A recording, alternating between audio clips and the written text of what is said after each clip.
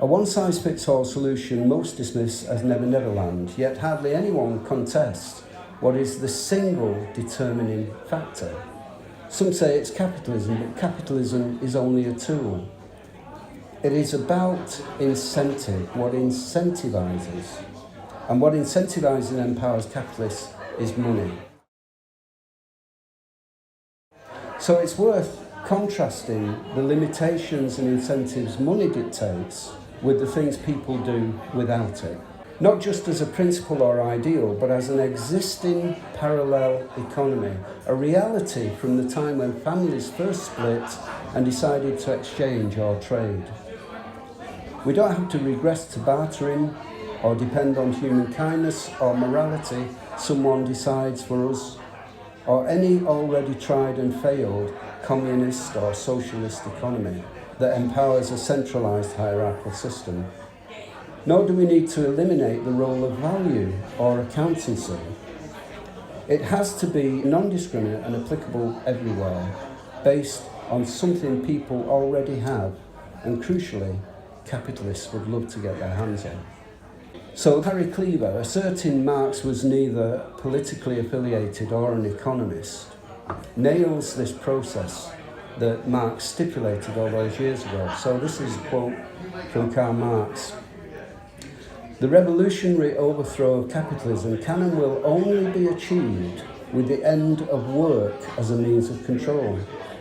And here's an interesting phrase. He talks about the abolition of the material grounds of the concept of abstract labour being non-paid work.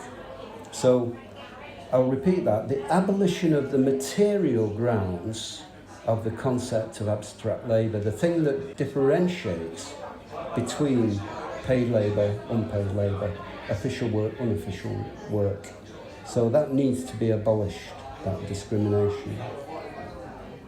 So I believe he's referring here to all the material means that discriminate between what is regarded as legitimate labour through employment and abstract labour or everyday work that remains unpaid and not considered as formal employment, money being the controlling factor.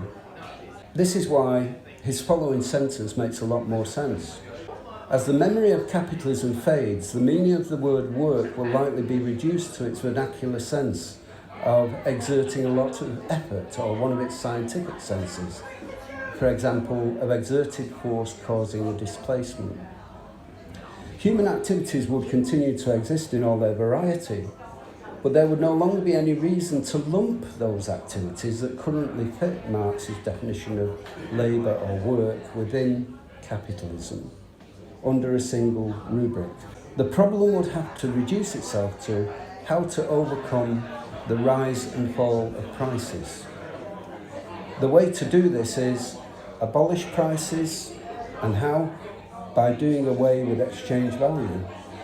But this problem arises. Exchange value corresponds to the bourgeois, if you like to call elite capitalist bourgeois, organisation of society. Hence one last problem, and this is a key phrase, to revolutionise the bourgeois society economically. Those steps include both those that restrict the sphere of money and exchange, whilst expanding spheres free of it. So the two key steps: one, removal of the material discrepancy between paid and unpaid employment, which money cannot do, and secondly, revolutionising the bourgeois control of the economy. We re-incentivise capitalists.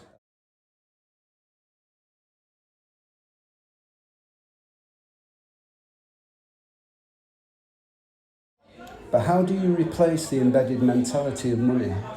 I would contend that expanding the spheres free of it, as Marx said, that's monetary exchange, has formerly been used as a principal countering force or resistance, and Harry Cleaver uses this as a way of rupturing that dialectic. Yet if we consider deflecting and absorbing the countering capitalist force, like you would think of somebody in martial arts using a person's energy against them. So you deflect it or you absorb that energy. Or in the way that tabanoku trees intertwine their roots so they can withstand hurricanes. Diverting and even expanding capitalist spheres through forming and valuing and dictating the non-monetary market, especially using something that has no intrinsic material grounds. This effectively does what Marx described and abolishes the material grounds of the concept of abstract labour. So you don't even need like a credit card or something material to exchange. That's what he's saying.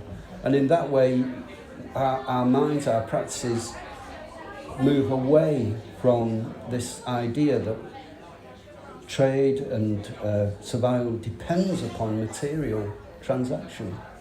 So it abolishes the material grounds of the concept of abstract labour while opening up new radicalised incentives to rapidly develop eco-technology and green energy strategies, no longer restricted or delayed by dependency on money and the agencies in turn who depend on money, like our governments. It offers the bourgeois a vast global growth industry, revolutionising them economically without the long, tedious conflict of the revolutionary overthrow and transcendence of the system as a whole. Now to address Marx's last remaining issue, how to control price.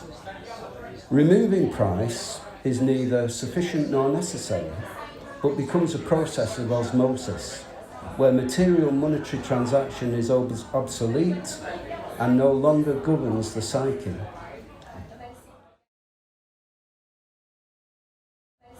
If children hate eating carrots, what do?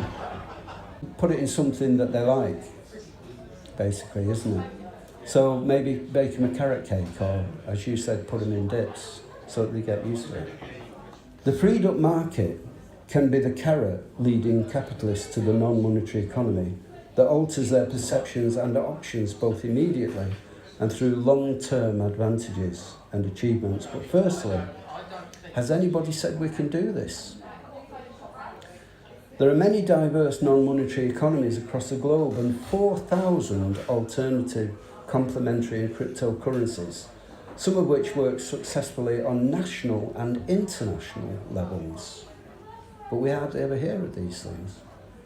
The trend to localisation and protectionism is what prevents some joining up, but even this unification of disparate systems is not necessary for a new parallel economy. The beauty of a zero-cost economy is that it creates true wealth, which brings economic security. As a result, economic slavery doesn't exist, and people start enjoying life without the burden of daily financial pressures. However, if we fail to increase general purchasing power by controlling costs, economic security will elude us. By itself, creating new jobs can't achieve this. What effective actions can we take that would make sense for all groups, the poor, middle class, rich and super rich? Certainly, we should not favour one economic class against another, as this would be a waste of energy and resources.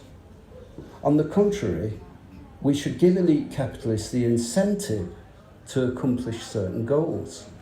Then, once they've accomplished these goals, we should reward them.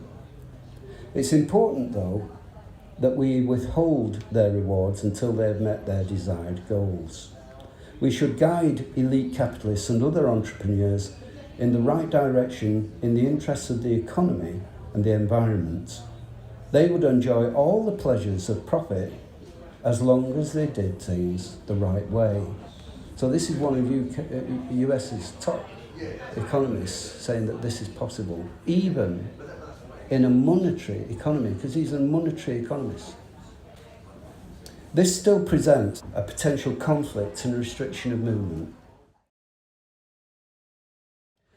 What would be superior is to offer capitalists something they want without it costing them anything. Some would argue that they would never go for it, as it could trigger deflation. Although deflation in the 20th century is often associated with economic recession, in the 19th century, deflation was compatible with economic growth. The right kind of deflation involves lower prices through increased productivity and better technology. The non-monetary market of the 99% offers precisely this. Money, the monetary economy, does not. In contrast with monetary economics that panders to gentrification, this fear of devaluation is somewhat hypocritical. Here are the reasons why. 1. Profit maximising, crafty tax evasion strategies producing cheaper retail goods and reduced tax on those. 2. Demanding more labour for less wages, infringing on dinner breaks and leisure time, demanding unsociable hours. 3. Minimising of the welfare state. 4. Using precious skills to acquire as much as possible in exchange for no monetary outlay, utilising existing non-monetary labour market. And 5. Statutory social infrastructures exploiting poor people's sense of pride in not seeking anything for nothing, and workers' enmity towards unemployed who do not contribute a pittance towards a gargantuan economic crisis. This in contrast with politicians' misappropriation of taxes and corporations' tax evasion. The division is quite drastic, isn't it? And undermining processes that remove legal human rights and entitlement are all part of the predetermined expansion of control by capitalists. So they utilise all of these processes to reduce our powers and opportunities. So it's hypocritical. It also reduces their market, as Harry Cleaver pointed out. It's hypocritical to say that this might result in recessions if we take on a non-monetary economy. Now, if the minority exploit these factors to control the global market, why cannot the majority exploit this capitalist process? All they need is a means of doing so. Effectively, to do the same thing to capitalists. Imagine the transformations they could incentivise, not just for themselves, but crucially, to appropriate monetary capitalism in the bargain, turning it solvent without it costing them a penny. Without interrupting the current monetary economy or the way it functions, capitalists gain from both economies, but the monetary market gets absorbed and eclipsed by the other. And the everyday unpaid work people do can be valued. Then that value can be spent either in a specially devised system, self-contained by the 99% and controlled by them, or in the existing capitalist economy. So it can be spent in the capitalist economy. It remains separate.